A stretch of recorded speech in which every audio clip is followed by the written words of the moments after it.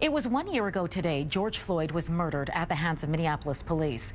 The 46-year-old's death sparked a racial justice movement. And joining me now to talk more about where we are a year later is Dion Lassiter, a national expert on race relations. Chad, good to speak with you today.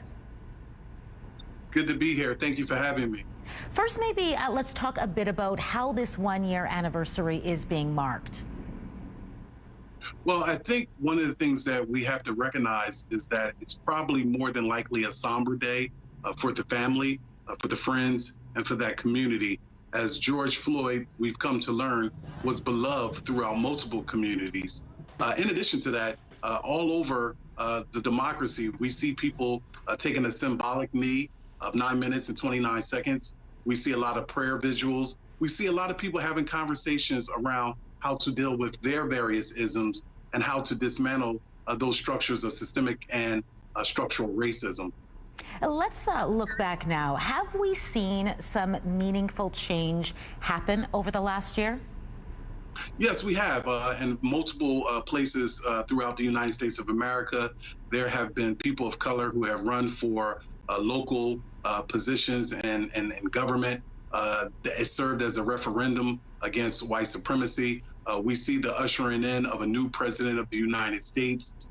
There is still pressure being put on multiple academic institutions to engage in courses on anti-racism.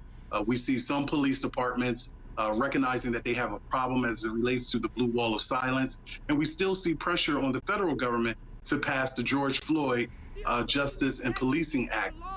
On the other side, we still have chokeholds. We still don't have a national repository for those indifferent cops who can leave a particular municipality, borough, city, or state after they've engaged in a aggressive behavior towards citizens, primarily Black and brown people, and get a job somewhere else. And we still have racism in police departments. Would you say that race relations are better today than they were a year ago? I would not say that because we most recently just heard from Senator Lindsey Graham. We've heard from Senator Tim Scott say that America is not a racist country.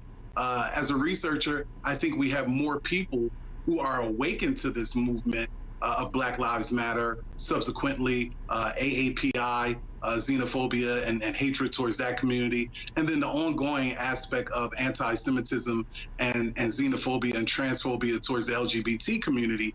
I think a lot of people are getting involved, and I think that we're starting to have more conversations and we're starting to dismantle some of the systemic and structural racism that's deeply embedded in organizations and also in agencies throughout the land. I think that we've come a long way, but we have a long way to go as well. When we talk about a long way to go, what is your advice to those who, want to keep this momentum and this movement going? What do we do from this point on? From a therapeutic standpoint, my advice to them would be to monitor their racial fatigue that oftentimes can erode your body, your mind, your soul, to make sure that they step away at times when the racial trauma of these incidents continue to occur. Remember, on the day of the verdict, we lost Dante Wright. There was a killing of an unarmed Black man in Elizabethtown, North Carolina. You had the traffic stop with the gentleman who was African-American who also served his country, but was treated as a second-class citizen by the officer down in Windsor, Virginia. So I would tell them to be encouraged, to build coalitions on every side of the color line, gender line, to look for the intersectionality in the movement, but to also don't apologize for saying Black Lives Matter, and to also make sure that individuals keep the pressure on the federal government, the local government, as well as your regular boroughs and municipalities. It's a protracted effort. It's not something that's going to be a race. It's going to be a marathon, and it's going to have to be something that has to be continued, and you have to be dedicated throughout the whole entire process. Chad, I want to thank you so much for your time and insight today. Always great speaking with you. And always great to be with you, and thank you for having me. Take care. We'll be right back.